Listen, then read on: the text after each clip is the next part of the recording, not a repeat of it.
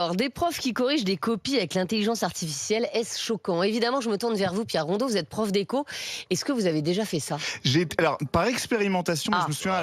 Non, mais pour vous raconter, pour vous raconter, c'était il y a 2 ans quand Anthony Morel est venu nous présenter pour la première fois ChatGPT. J'ai voulu tester, et je l'ai fait sur 2 cas de figure. Je l'ai fait sur une dissertation d'économie que j'avais donnée à mes étudiants, et je donne aussi des cours de maths appliqués à l'économie. Et j'avais demandé à ce que ChatGPT corrige mon partiel de mathématiques. D'accord.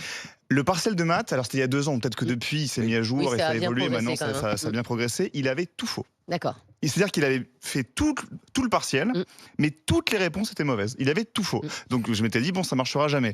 La dissertation en économie, là, j'étais assez impressionné. Et c'est vrai qu'effectivement, maintenant, si j'imagine un prof plutôt fainéant qui va simplement scanner, prendre en photo la copie, ou même demander à ses étudiants ou ses élèves de répondre à l'ordinateur, d'envoyer un fichier Word, de télécharger sur ChatGPT et de corriger instantanément, mais là, c'est bon, on arrête de travailler. On arrête littéralement de travailler. C'est juste, aujourd'hui, c'est à la fois magnifique et merveilleux. L'IA, c'est extraordinaire. Je l'utilise assez régulièrement et c'est vrai que c'est assez impressionnant, la technologie.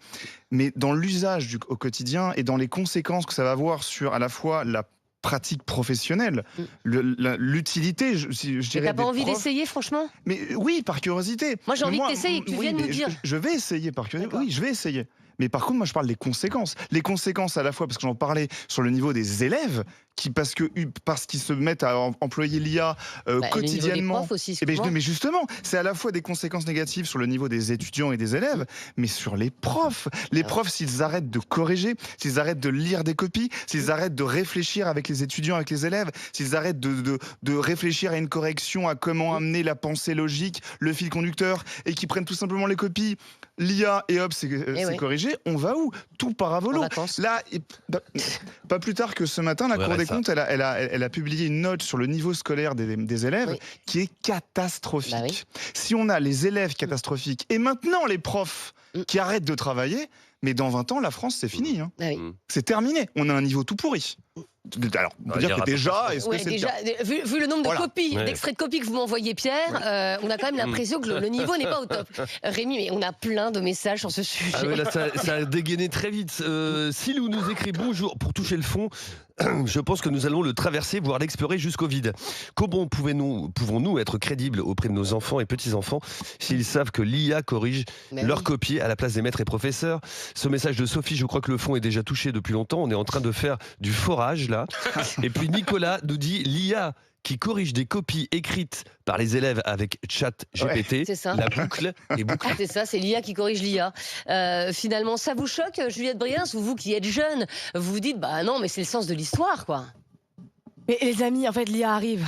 L'IA est là. Je suis désolée de vous dire, non, l'IA arrive. Parce que pour l'instant, je pense que l'IA n'est pas encore au niveau. Pour l'utiliser beaucoup, je pense que ça dépend des matières. En plus, comme l'a très bien dit Pierre, mais j'ai déjà fait énormément d'essais de relecture, par exemple, moi, à l'incorrect, sur l'IA. Il faut encore un soutien humain de relecture complète de ce que fait l'IA aujourd'hui.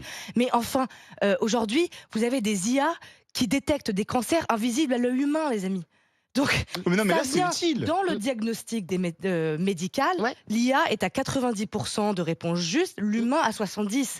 On est déjà en train d'entrer dans une nouvelle ère. La seule différence, c'est que sur les 10% que l'IA a faux, elle vous tue à chaque fois. C'est-à-dire qu'elle vous donne un diagnostic tellement lunaire que c'est très grave. Donc il y a encore... Voilà. Mais quand on arrivera à la super intelligence, que l'IA s'alimentera de sa propre intelligence, rendez-vous compte que l'IA, normalement, hein, si les choses vont dans le bon sens, ce sera la dernière grande invention humaine que l'humain devra créer, parce que tout le reste sera créé par l'IA elle-même. Donc je sais que c'est terrifiant. On peut peut-être un peu ralentir, tu vois ce que je veux dire, Bah justement, peut-on Le problème, c'est qu'il y a cette course à l'IA, comme il y avait une course à l'espace. C'est pas que ça me choque pas. Que les profs corrigent grâce à l'IA, ça te choque pas. Mais c'est un outil, l'IA. C'est un outil, c'est comme Excel. Mais d'accord, mais enfin le prof, mais dans ces cas-là, il n'y a plus de métier de prof. Mais enfin, déjà que les cours, ils les font avec l'IA. Le monde va changer, Estelle. Le monde d'accord. va être révolutionné par l'IA. Mais pourquoi nos gosses vont à l'école, puisque l'IA a réponse à tout le monde? Je sais que c'est terrifiant. Oui, le monde s'apprête à devenir drastiquement différent. Il y a une course à l'IA entre les entreprises, entre les pays. Ça ne s'arrêtera pas. Aujourd'hui, le dernier grand défi de l'IA, c'est l'alignement. Ça veut dire aligner le besoin humain et ce que va faire l'IA. C'est-à-dire que l'IA, quand vous lui mettez un but, elle ne va poursuivre que ce but. Et parfois, vous avez des surprises dans le chemin pour qu'elle atteigne ce but, elle fait des choses qui sont totalement contraires à ce que vous vouliez. Et donc ça, c'est le dernier grand défi. Je trouve personnellement que les entreprises, les grandes entreprises comme OpenAI et tout, allouent beaucoup... Oui, mais là, c'est là... Tu réponds pas à ma question sur les profs, en fait. Dans l'éducation. Mais ça ne me choque pas si c'est... Dans le devenir des enfants. Mais c'est l'IA fait le bon travail. Que toi, tu dis ça, c'est au bout d'un moment, l'IA, elle fera un meilleur travail que les profs. C'est ça que vous comprenez pas. Elle fera un meilleur travail que les médecins. Comme elle fera un meilleur travail que les médecins. Ça dépend c'est ce que j'essaie de vous expliquer. Vous ne pouvez rien faire contre ça. Il y a plein de métiers qui sont morts avec l'avènement d'Internet. Voilà, la poste est morte par exemple avec le débat les n'est pas emails. là. Voilà, mais c'est comme bien ça, sûr en fait. que nous les premiers évidemment les journalistes, les profs, beaucoup de gens de CSP+ sont voués à disparaître via l'IA. On est d'accord. Moi je te parle plutôt dans la construction intellectuelle d'un enfant, dans le devenir intellectuel d'un enfant. Un enfant de 5 ans, 6 ans, 7 ans, quel que soit l'âge, qui dès le départ est pris par les smartphones, par l'IA, par la technologie et qui n'a plus à avoir l'habitude de travailler, de réfléchir, d'imaginer par lui-même, d'imaginer, juste imaginer, avoir une pensée logique et construite, là c'est grave.